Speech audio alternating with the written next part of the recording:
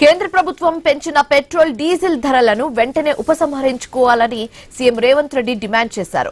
ధరల పెంపు నిర్ణయం ఏమాత్రం సరికాదని చెప్పారు. దీనివల్ల అనేక రంగాలపై ప్రభావం పడుతుందని చెప్పారు. ఇప్పటికే నిత్యావసరాల ధరలు పెరిగి సామాన్యులు నానా ఇబ్బందులు పడుతున్నారని తెలిపారు. మోదీ అసమర్థ పాలన, అనాలోచిత నిర్ణయాలు కారణంగానే దేశ ఆర్థిక వ్యవస్థ కుదేలైందని చెప్పారు. ఆత్మ నిర్భర్ కేవలం ఓట్లు రాల్చే నినాదమేనని మండిపడ్డారు. ఇప్పటికే చిన్న మధ్య తరహా పరిశ్రమలు దెబ్బతిన్నాయని ముఖ్యమంత్రి రేవంత్ అన్నారు. యువత ఉపాధికి గ్యారంటీ లేని పరిస్థితి దాపురిచ్చిందని తెలిపారు. రైతుల ఆదాయాలు రెట్టింపు చేస్తామన్న హామీ ఏమైందని ప్రశ్నించారు. గత 10 ఏళ్లుగా రూపాయి విలువ పతనం అవుతుంటే ఏం చూసి ఊరుకుంటున్నారు అని నిలదీశారు.